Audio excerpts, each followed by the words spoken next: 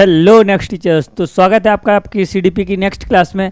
आज हम जानेंगे पियाजे के सिद्धांत को समझेंगे, पियाजे के संज्ञानात्मक सिद्धांत और उसका और विकास की अवधारणाओं को समझेंगे।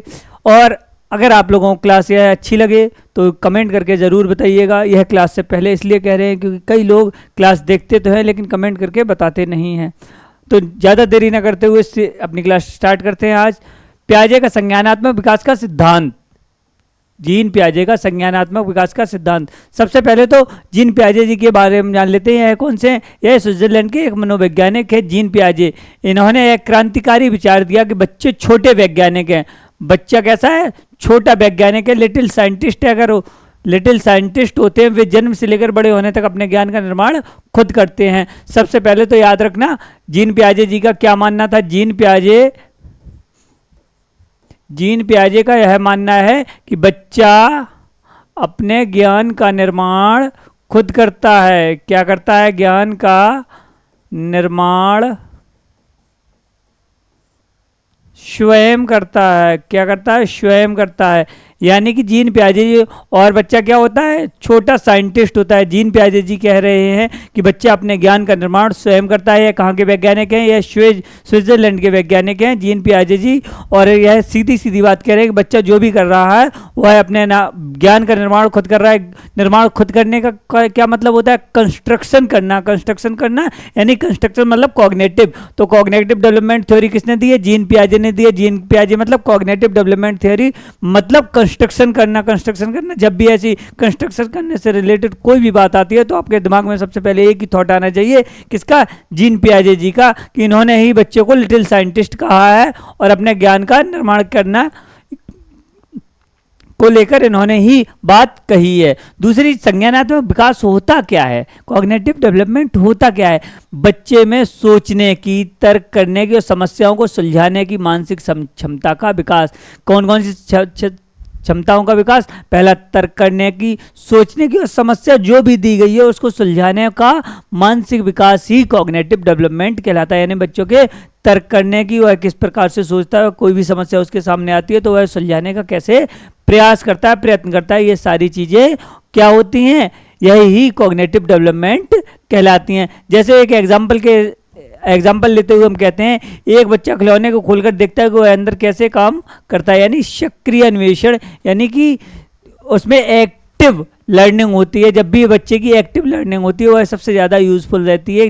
कोई भी खिलौना मिलता है तो बच्चा सबसे पहले क्या करता है? उससे खेलता है और उसको खोलता है कि इसमें है क्या, यह काम कैसे करता है। दूसरी चीज़, एक बात हमें हमेशा याद रखनी चाहिए, क्या बच्चे और वयस्क बड़े दुनिया को एक ही नज़रिए से देखते हैं? बच्चे और वयस्क दोनों ही एक दूसरे दुनिया को अलग अलग नज़रिए से देखते हैं। लेकिन एक चीज़ याद रखनी है हमें, जीन पियाजे जी ने कहा है बच्चे का मानसिक विकास कितने वर्ष की आयु तक हो जाता है? 5 वर्ष की आयु तक 90% हो जाता है। यानी कि 450 ग्राम का दिमाग लगभग उसका भी हो जाता है और जो वयस्क होता है उसका भी होता है। यानी बच्चे के दिमाग में क्वांटिटी सेम रहती है। क्या रहती है? क्वांटिटी सेम रहती है। कितनी रहती है? जितनी भी वयस्क की होती है उतनी ही बच्चे की क्वांटिटी होती है। लेकिन हमेशा जो डिफरेंस आएगा, हमेशा बच्चे और वयस्क में डिफरेंस आएगा, वह आएगा क्वालिटी का। किसका? क्वालिटी का। क्योंकि बच्चे अलग तरीके से सोचते हैं और वयस्क अलग तरीके से सोचते हैं। तो मात्रा हमेशा कैसी रहती है? समान रहती है। लेकिन कैसी रहेगी? समान। लेकिन अंतर किसका रहेगा? गुणात्मकता। किसका? गुणात्मक का। किसका? गुणात्मक। दोनों की सोचने की क्षमता में क्या अंतर रहेगा? गुणात्मक का अंतर रहता है। जैसे कि यहां पर यूपी टेट के पॉइंट ऑफ व्यू से ये क्वेश्चन है, इसमें पूछा भी गया है कि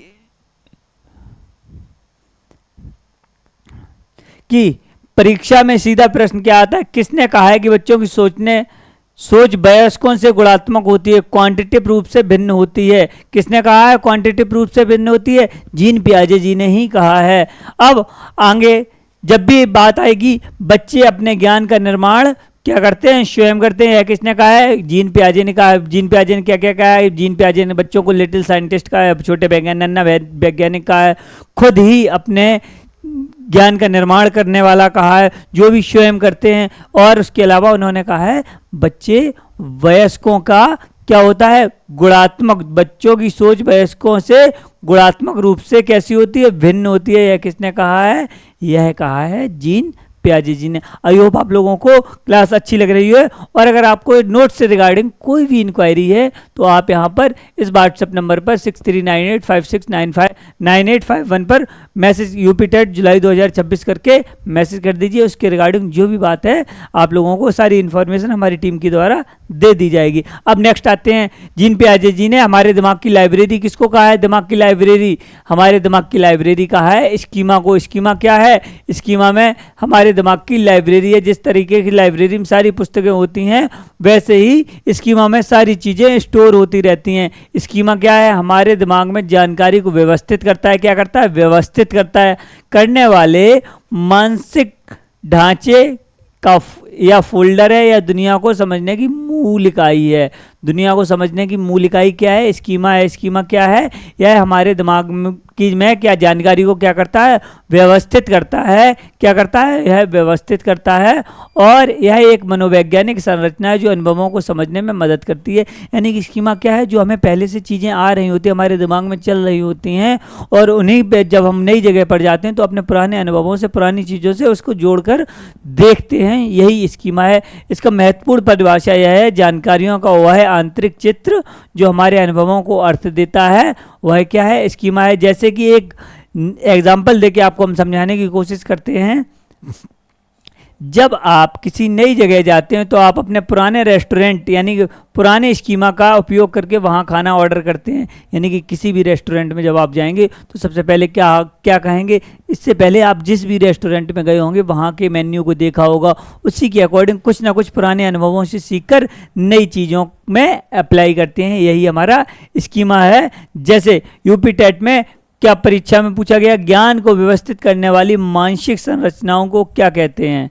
ज्ञान को व्यवस्थित करने वाली मानसिक संरचनाओं को क्या कहते हैं, स्कीमा कहते हैं। जीन पियाजे, नेक्स्ट टीचर्स याद रखना आप लोग, जीन पियाजे यूपी टेट के पॉइंट ऑफ व्यू से बहुत ही महत्वपूर्ण है। अगर बहुत ही महत्वपूर्ण वैज्ञानिकों में आएगा तो जीन पियाजे नंबर 1 या 2 पर रहेंगे। इनसे इंपॉर्टेंट 1 या 2 नंबर के क्वेश्चन बनते ही बनते हैं। इस चीज़ को हमेशा याद रखिएगा। तो जीन पियाजे की हर कथन को, हर चीज़ को हमेशा याद रखना। जीन पियाजे से अगर आप मुझसे कहोगे किससे क्वेश्चन 100% यूपी टेट में आएगा, तो जीन पियाजे से 100% यूपी टेट में क्वेश्चन किसी न किसी रूप में पूछा ही जाता है। आप पिछले पेपर चाहे उठाकर देख लीजिए, जीन पियाजे से रिलेटेड नया क्वेश्चन या पुराना क्वेश्चन कुछ ना कुछ घुमा फिरा के पूछता है। तो जीन पियाजे की हर बात याद रखेंगे। जीन पियाजे ने बच्चों को लिटिल साइंटिस्ट कहा है। जीन पियाजे ने वयस्कों की तुलना में गुणात्मक सोच रखते हैं बच्चे, ये कहा है। जीन पियाजे ने कहा है बच्चे स्वयं अपने ज्ञान का निर्माण करते हैं। जीन पियाजे ने ही स्कीमा कहा है। स्कीमा मतलब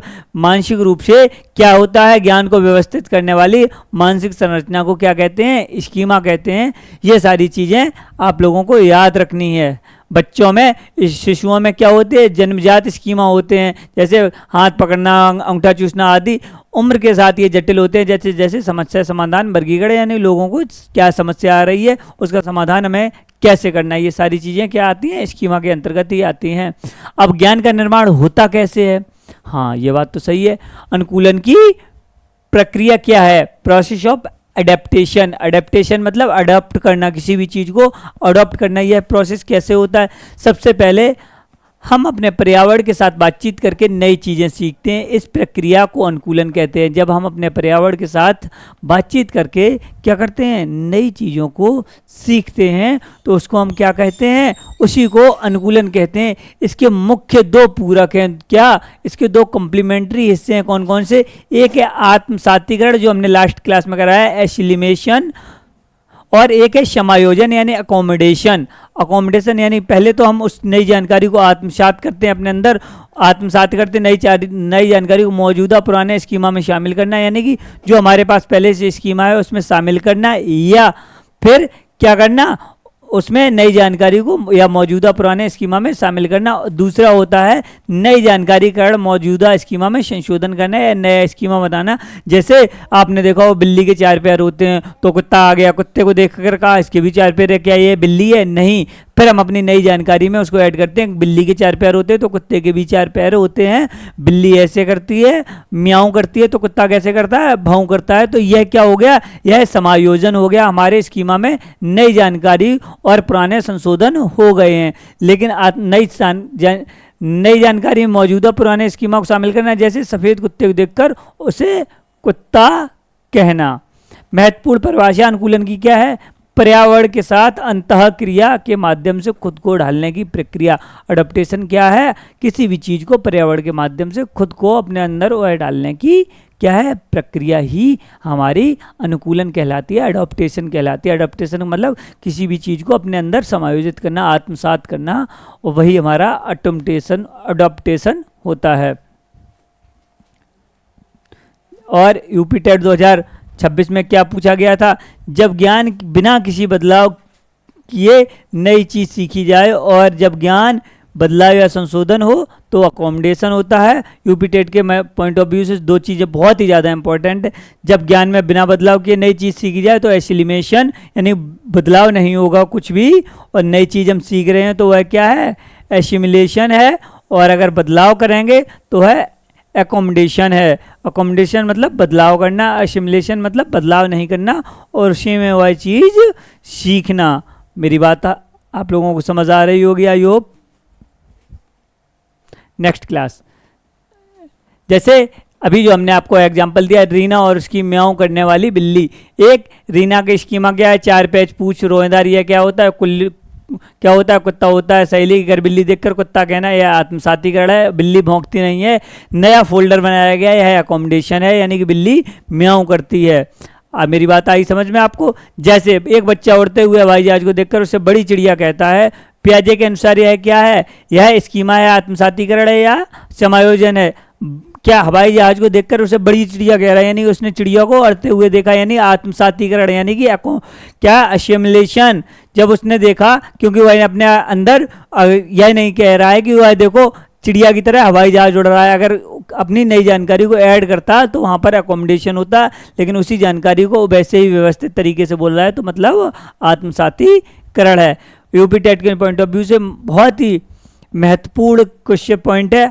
आधारित प्रश्न हमेशा इसलिए आते हैं, इसलिए संशोधन, मॉडिफाई शब्द को पहचानना सीखें। जब भी मॉडिफाई करेंगे तो वहाँ पर क्या होगा, अकोमोडेशन। अकोमोडेशन मतलब मॉडिफाई, क्या, मॉडिफाई।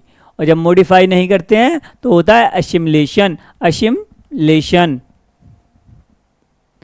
अब दिमागी संतुलन कैसे होता है, जब हम पुरानी जानकारी, स्कीमा से नई दुनिया समझ आ जाती है तो हम संतुलन में होते हैं। जब कुछ नया दिखता है तो असंतुलन में होते हैं। इस असंतुलन से संतुलन की तक की यात्रा ही सीखना है। यानी कि जब भी हमें कोई नई जानकारी दी जाती है और हमारे पास पहले से ही पुरानी जानकारी होता है तो दोनों में डिसबैलेंस होता है, यानी कि उस डिसबैलेंस से बैलेंस तक आना ही क्या है, सीखना है। यानी कि जब हम पेन पकड़ना नहीं जानते हैं और पेन पकड़ना सिखाया जाए तो कितनी दिक्कत होती है, लेकिन जैसे जैसे हम उसको पेन पकड़ना सीखते हैं, फिर ए बनाना सीखते हैं, फिर बी बनाना सीखते हैं, फिर बड़ी ए बनाना सीखते हैं, फिर बड़ी बी बनाना सीखते हैं। यही सब क्या है, सीखना है। क्या है, सीखना है।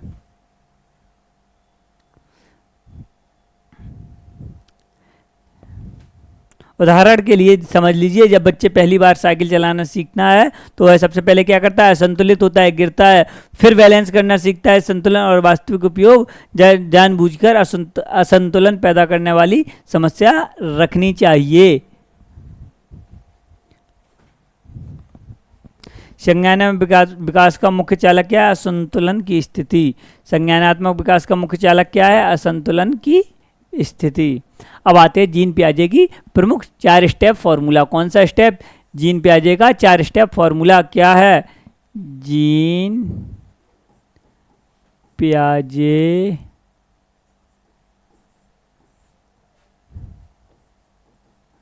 सपने में आते हैं।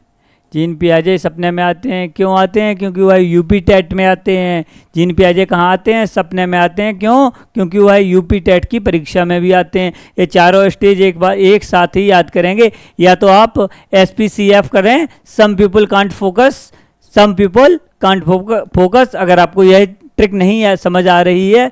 2 ट्रिक हमारे पास हैं। कितनी? 2 ट्रिक हैं हमारे पास। जो ट्रिक अच्छी लगे उसको याद रखिएगा। 2 ट्रिक्स हैं, 2 ट्रिक हमारे पास हैं। एक, सम पीपल कांट फोकस। कौन कौन सी? एक, सम पीपल कांट फोकस। दूसरे, जीन पियाजे सपने में आते हैं। सबसे पहले some people can't focus, English वाले याद रखें। पहली हमारी स्टेज होती है सेंसरी मोटर। सम मतलब सेंसरी मोटर, पीपल मतलब पी मतलब प्री प्रोपोर्शनल। तीसरा कांट मतलब कंक्रीट, और चौथा फोकस मतलब फॉर्मल। इसको क्रमिक विकास कहा गया है। क्या कहा गया? क्रमिक विकास। एक चरण से दूसरे चरण में जाने की अपरिवर्तनीय प्रक्रिया। यह बताता है कि 5 साल के बच्चे में को अलजेब्रा क्यों नहीं सिखाया जा सकता है, यानी कि किसी भी बच्चे को कोई भी चीज़ कब सिखाई जाएगी, एक स्टेज के अनुसार यही बताता है। पियाजे के अनुसार इन अवस्थाओं का क्रम कभी नहीं बदलता और ये सार्वभौमिक है, यानी कि पियाजे के अनुसार ये सारी सार्वभौमिक है। अब इसमें हमें याद कैसे रखना है? देखिए कौन कौन सी अवस्थाएं? संवेदी गामक यानी कि सेंसरी मोटर, दूसरी है प्री प्रोपोर्शनल पूर्व संक्रियात्मक, तीसरी मूर्त संक्रियात्मक, चौथी औपचारिक संक्रियात्मक। इनकी एज क्या रहती है? 0 से 2, यानी कि पहले नंबर पे कौन आएगी? 0 से 2, यानी सपने में आते मतलब संवेदी गामक। अब दूसरा पूर्व संक्रियात्मक मतलब सपना, पा मतलब पूर्व संक्रियात्मक। और यह कितने नंबर की है? दूसरे नंबर की है। तो दूसरे नंबर में कहाँ से आएगा? 2 से 7 वर्ष। कहाँ से? दूसरे नंबर है, यानी 2 से 7 वर्ष। 0 वाला है तो 0 से कितने वर्ष? 2 नंबर पे आया तो 2 से 7 वर्ष। तीसरे नंबर पे कौन आती है? मूर्त संक्रियात्मक। कौन आता है सपने में? मूर्त संक्रियात्मक। वह कितनी रहेगी? 7 से 11 वर्ष। और आते हैं मतलब आना औपचारिक संक्रियात्मक, यानी कि अमूर्त संक्रियात्मक। यह कितनी होती है? यह होती है 7 से 11 वर्ष की। आई होप आप लोगों को ये ट्रिक दोनों ही पसंद आई हो। आप इंग्लिश में चाहें तो इंग्लिश में some people can't focus, Hindi में चाहते हैं तो जीन पियाजे सपने में आते हैं। सपने मतलब सा से संवेदी गामक, पा से पूर्व संक्रियात्मक, माँ से मूर्त संक्रियात्मक और आ से औपचारिक संक्रियात्मक या अमूर्त संक्रियात्मक। मूर्त या अमूर्त संक्रियात्मक। आई होप आप लोगों को यह ट्रिक अच्छी लगी होगी। अच्छी लगी हो ट्रिक तो कमेंट करके जरूर बताइए। संवेदी गामक अवस्था में क्या होता है? सबसे पहले यानी सेंसरी मोटर स्टेज 0 से 2 वर्ष होती है। इसमें इस अवस्था में शिशु अपनी इंद्रियों संवेदी गामक मतलब इंद्रियों पर, कहाँ? इंद्रियों पर कंट्रोल करना सीखता है। 2 वर्ष तक का बच्चा कहाँ सीखता है? आँख, कान, हाथ और सारे क्रियाओं के माध्यम से दुनिया को समझते हैं। वे चीज़ों को छूकर, देखकर और हिलाकर सीखते हैं। इसमें कौन कौन सी क्रियाएं होती हैं? यह जैसे पिता की तरह नकल उतारना और सारी चीज़ें होती हैं। यह क्या होता है? इसको मतलब वस्तु स्थायित्व। इसका मतलब क्या होता है? परिभाषा होती है यह समझना कि वस्तुएं तब भी मौजूद रहती हैं जब वे दिखाई नहीं देती हैं। Out of side out of the mind का खत्म होना। उदाहरण, तकिए के नीचे छुपाया गया खिलौना खोजना। यानी कि यूपी टेट के पॉइंट ऑफ व्यू से इसमें सिर्फ इतना इंपॉर्टेंट है, वस्तु स्थायित्व किस अवस्था में आज का गुण है? वस्तु स्थायित्व, ऑब्जेक्ट परमानेंस किस अवस्था का गुण है? तो संवेदी गामक अवस्था का गुण है। दूसरी हमारी है पूर्व संक्रियात्मक अवस्था। यह क्या है? प्रतीक, सिंबल और कल्पना और मैं, यानी सिंबल्स और प्ले। इसमें क्या है? संक्रिया मतलब ऑपरेशनल का अर्थ है दिमागी लॉजिक। इसमें दिमाग लगाना थोड़ा थोड़ा स्टार्ट होता है। किसमें? इसमें दिमाग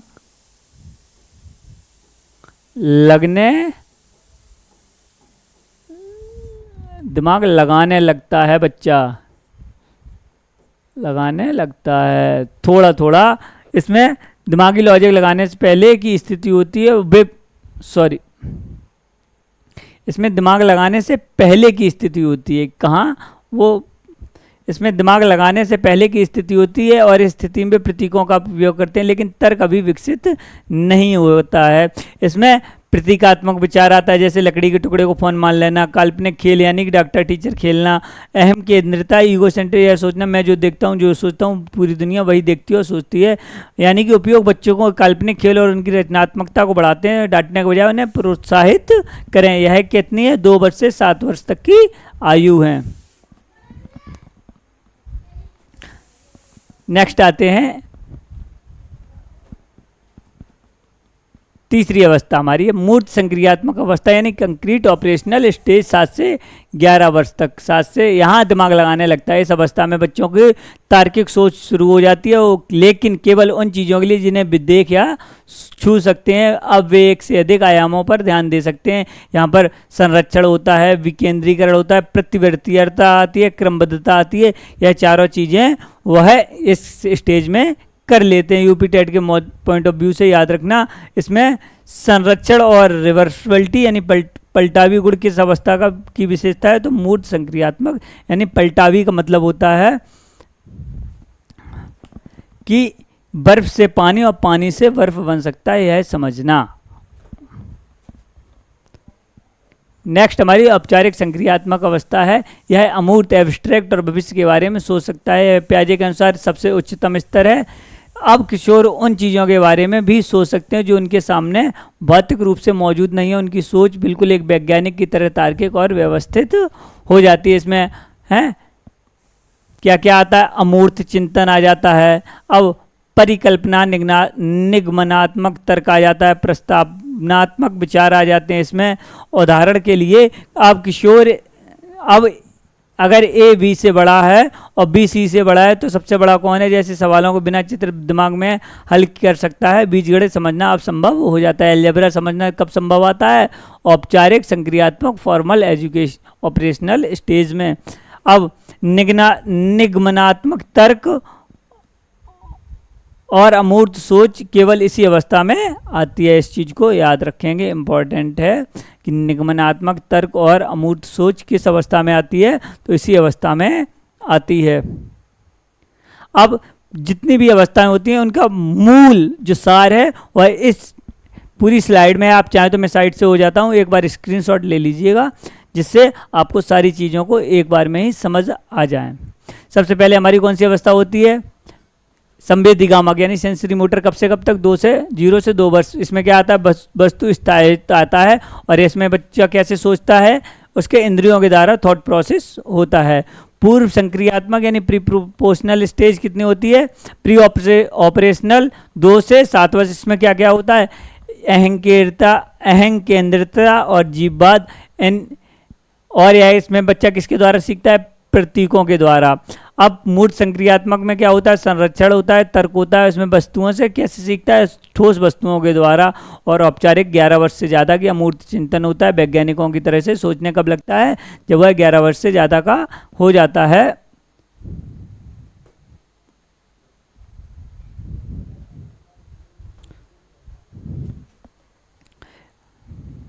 और इस चीज़ को याद रखें, यूपी टेट के इंपॉर्टेंट पॉइंट, संरक्षण और वस्तु स्थायित्व के बीच अंतर हमेशा पूछा जाता है, तो इस मैट्रिक्स को कंटेस्ट कर लें। यानी वस्तु स्थायित्व किस में आ जाता है और संरक्षण किस अवस्था में आता है, या कई बार यूपी टेट में पूछा गया। तो वस्तु स्थायित्व संवेदीगामक में आता है, मूर्त संक्रियात्मक में संरक्षण आ जाता है। अब 2-3 क्वेश्चन है यूपी टेट के लिए। जीन पियाजे के अनुसार बच्चा किस अवस्था में संरक्षण, कंजर्वेशन और वर्गीकरण कर लेता है, तो वह कौन सी संवेदीगामक होती है, पूर्व क्रिया संक्रियात्मक होती है, मूर्त कौन सी होती है, मूर्त संक्रियात्मक अवस्था।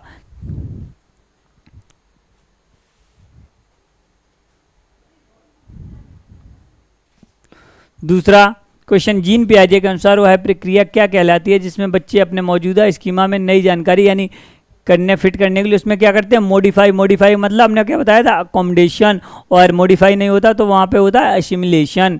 मेरी बात आप लोगों को आई होप समझ आई है। दोनों प्रश्न पिछले वर्षों में यूपी टेट में कई बार दोहराए गए हैं। एमसीक्यू हल करने से एग्ज़ाम एंजाइटी कम होती है, यानी कि ये दोनों ही क्वेश्चन कई बार यूपी टेट में पूछे गए हैं। तो याद रखना, जब भी परीक्षा में लॉजिक यानी तर्क शब्द आए तो कंक्रीट स्टेज चुने, और एब्स्ट्रैक्ट अमूर्त तर्क आए तो फॉर्मल स्टेज चुने। क्वेश्चन 2 में बदलाव मॉडिफाई कीवर्ड है, इसलिए इसको अकोमोडेशन है। इन सारी चीज़ों को आई होप आप लोगों को आगे आज की क्लास अच्छी लग रही होगी, और अगर अच्छी लगी हो तो फिर कमेंट करके बताइएगा कि आपको यह क्लास कैसी लगी। और नोट्स के रिगार्डिंग आपकी कोई भी इंक्वायरी है तो ऊपर दिए गए व्हाट्सएप नंबर पर आप कॉन्टैक्ट कर सकते हैं। सिर्फ यूपी टेट जुलाई 2027 लिखना है, बाकी सारी चीज़ आपको डिटेल्स हमारी टीम की तरफ से मिल जाएगी। चलिए फिर मिलते हैं नेक्स्ट क्लास में, नेक्स्ट CDP के क्लास में। तब तक के लिए जय हिंद।